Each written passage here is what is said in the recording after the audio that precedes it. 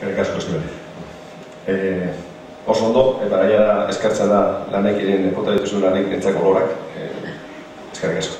Bueno, la base ya mamira, azkenean oso ondo dago, baina hemen orain Antxonek azalduko digu hiztegi beren tripa, nora erabili.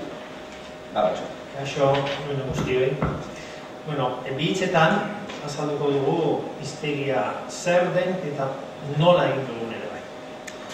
Gure iritzia da, hiztegiak bere barruan dituen edukiak nolakoak diren, zenbat den, eta hori azaltzeaz gain kasuntan oso interesgarria izango dela nola egin den. Eta hori diot, hori zentzen ere hiztegia gure ustez berritzaile badalako nola delako eta nola egin hiztegintza prozesua oso dugu. Ikusiko dugu nola integratu diren azken aldiotan Euskal Herrian garatu diren hainbat hizkuntza teknologia.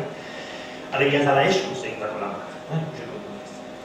Hola, bi zetan, hau da prozesua, azalduko dugu poliki, eta hemen esan nahi duguna batetik gure abia puntua, lanekik argiteratu dituen zenbait material.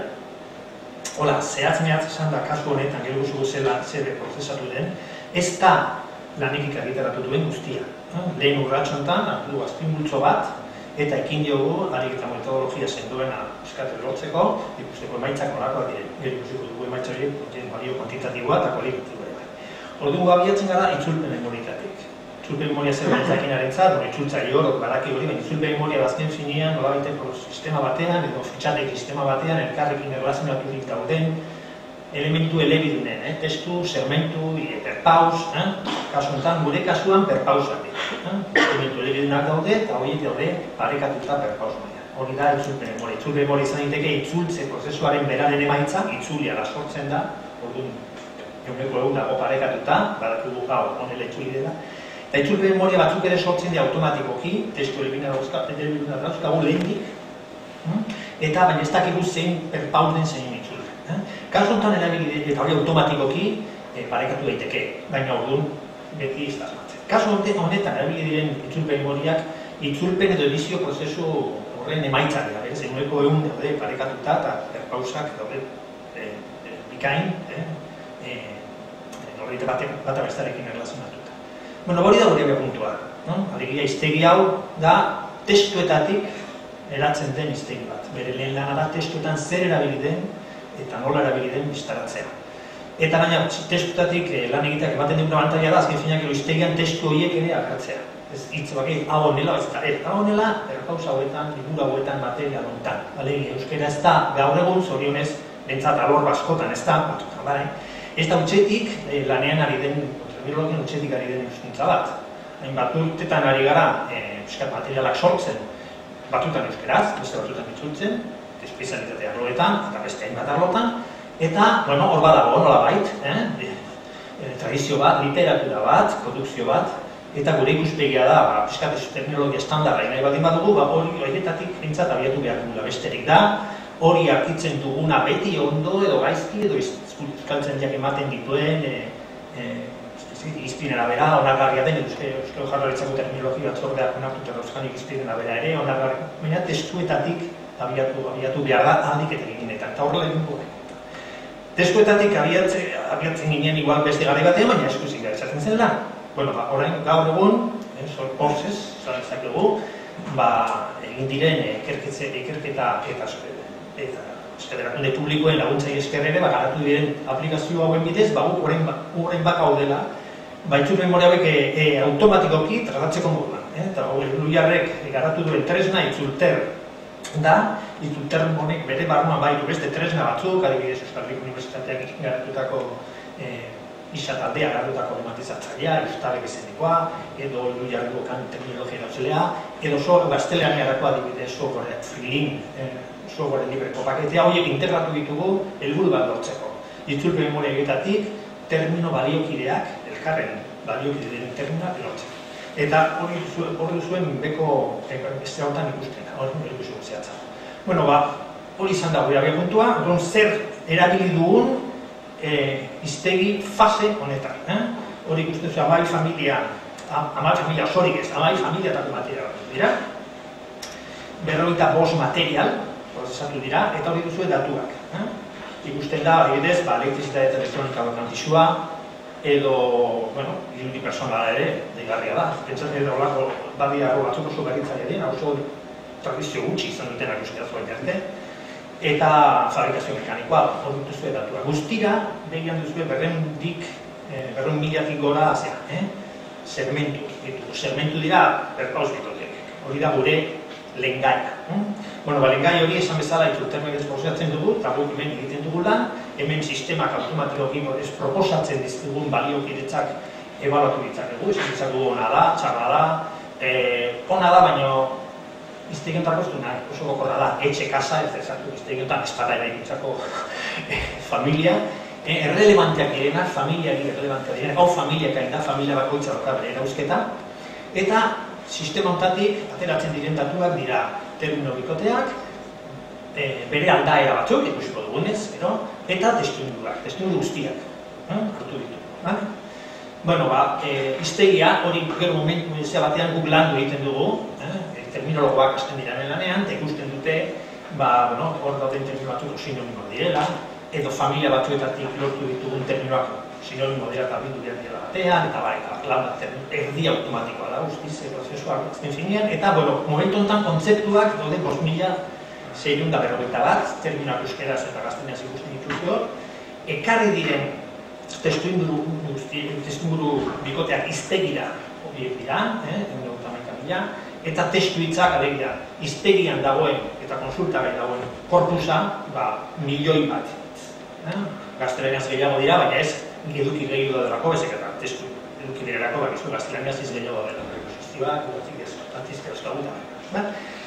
Bueno, familiaka, hau dira pixka bat terminoak. Ikusten duzue hor, lehen testu gehien zituzten arroak direla, bakatu testu hitz gehien zituzten arroak direla gehien termino gehien dituzten.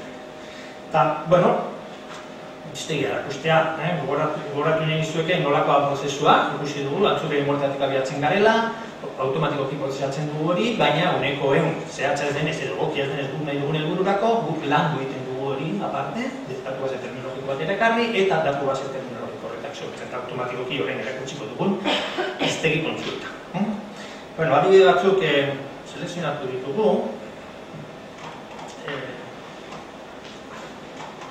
hiztegia lanbidekinen webgunean dago, eta hemen klik eginez zuzenean konsultatu dezakegu.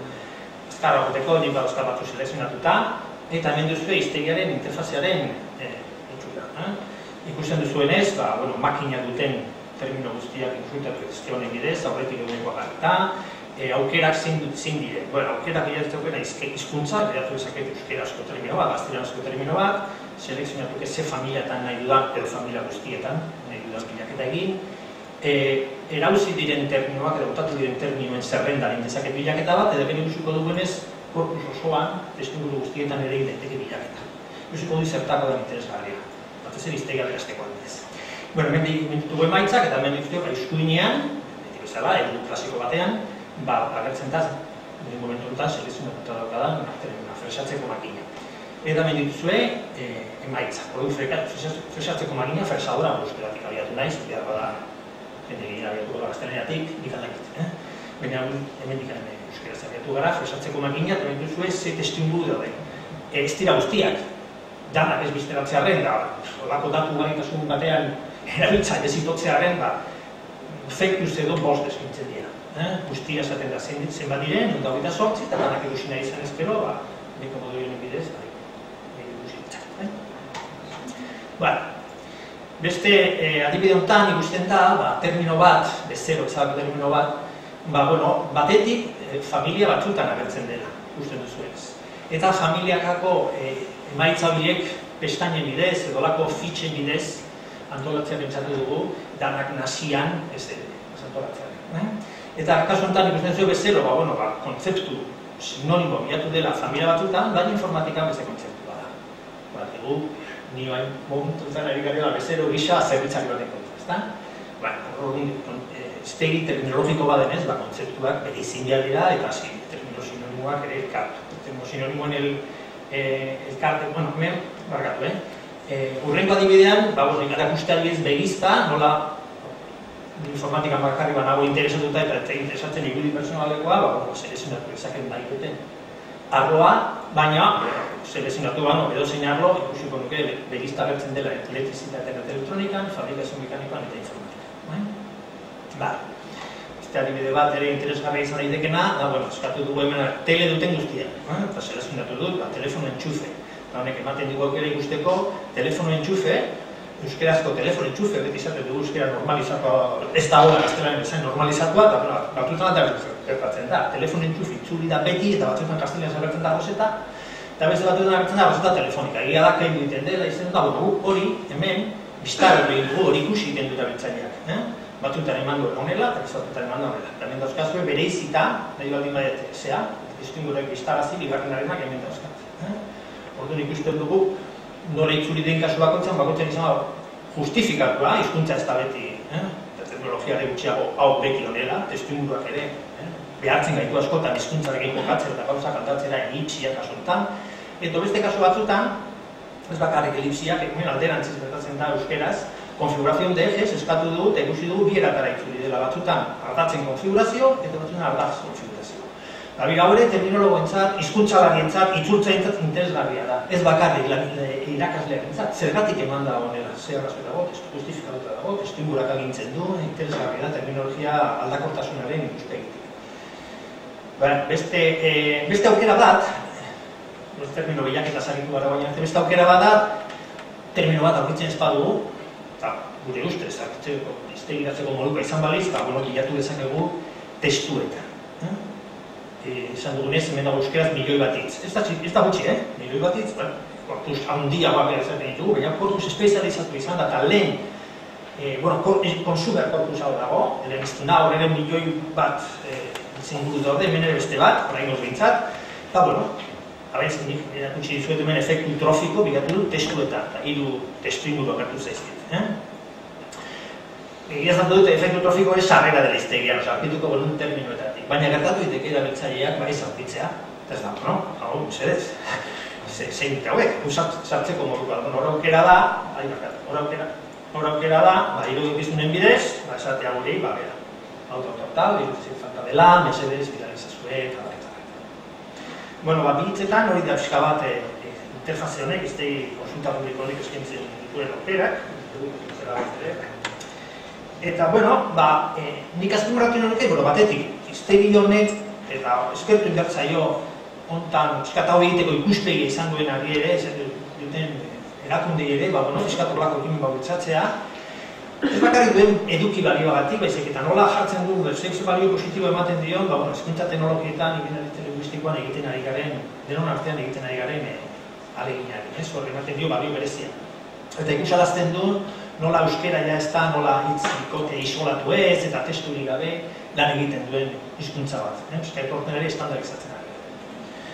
Eta, gure aldetik hori besterik ez, hori da gure zera, bukatzeko bakarrik gauza bat asko azpimarratuta lan ekimenaren garrantzia volumena izugarria da, eta behar ere baita atomizazio horrek dakartzen arazoak logistikoak gero materiala prestatzeko. Dana da hemen lanbide ekimenak eskaintzen duen baliabidea azpimarratu ez dela bakarrik baliagarria irakastentzat, material prestatzailetzat dudarik gabe, bada ideia bat, prestatuaren material hau badaukaten zerratu. Baliagarria oroar euskalgintzan eta hizkuntzalaritzan, hiztegigintzan, ari den jendearentzat, segurazki euskalgintzaniarentzat eta baretara. Zergatik, hemen plazartzen ditugu termino asko, egia da oso gutxi edo nahiko material berrietan hartutako termino materiala. Eta, fiskabat informazio bat da, informazio baliogarria, behar du interesatzen. Oso